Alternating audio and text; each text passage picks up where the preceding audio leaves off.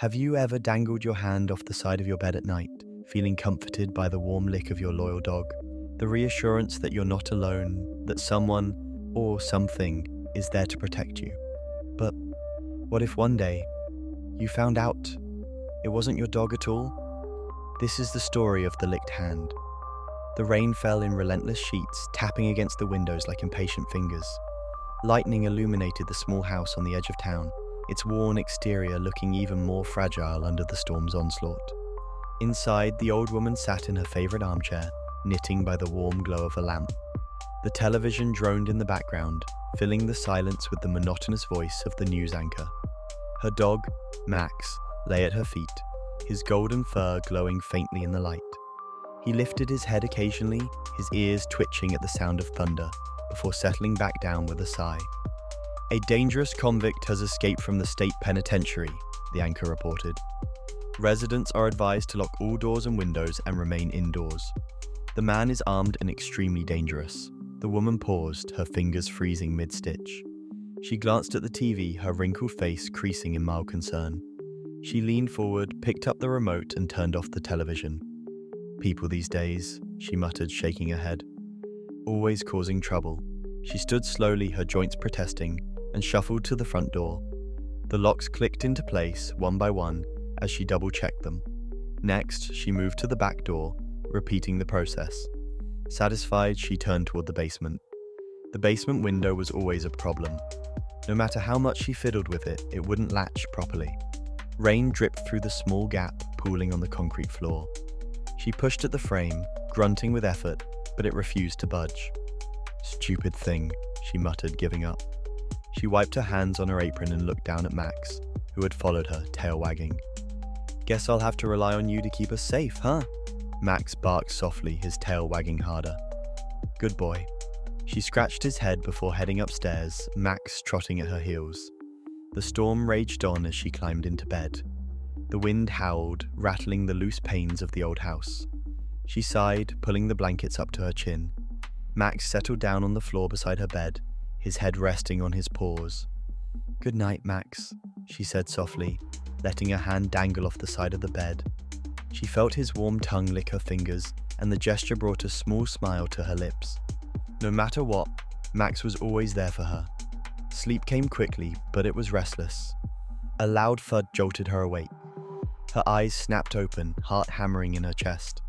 The room was dark, the only light coming from the faint glow of the street lamp outside. She held her breath, listening intently. Another sound, a creak, faint but deliberate, echoed through the house. Max? She whispered, her voice barely audible over the storm.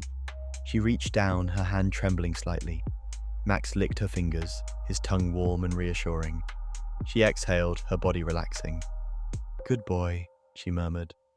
It's just the storm. Go back to sleep. She closed her eyes, but sleep didn't come easily.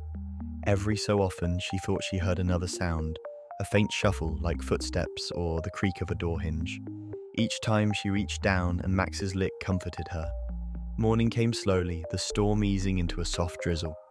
The first rays of sunlight filtered through the curtains, casting long shadows across the room. The woman stretched and sat up, her joints stiff from a night of poor sleep. But as she swung her legs over the side of the bed, she froze.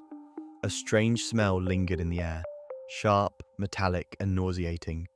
She wrinkled her nose, glancing around the room. Max, she called. Come here, boy. Silence. Her frown deepened as she stood, the smell growing stronger with each step she took. She followed it down the hall to the bathroom. Her hand trembled as she gripped the doorknob, a sudden wave of unease washing over her. Slowly, she pushed the door open. Her breath caught in her throat. Max's lifeless body hung from the shower rod, his golden fur matted with blood. Deep claw marks streaked the tiled walls, as if he had fought desperately against whatever, or whoever, had attacked him. Blood pooled on the floor, the metallic tang of it overwhelming her senses. She stumbled backward, her hand covering her mouth as tears streamed down her face. No, no, no, no. Her eyes darted to the bathroom mirror, and that's when she saw it. Scrawled across the glass in smeared, dripping blood were the words, "Humans can lick too." Her knees buckled and she collapsed to the floor, the horrifying truth sinking in. It wasn't Max who had licked her hand during the night. The noises she had dismissed as the storm, the footsteps, the creaks, they weren't her imagination. Her mind flashed back to the moments in the dark, her hand dangling off the bed, the warm tongue brushing her fingers. A shadowy image of a figure crouching under her bed formed in her mind, their breath hot against her skin as they licked her hand, silently mocking her ignorance. Her body trembled violently as the sound of sirens echoed faintly in the distance.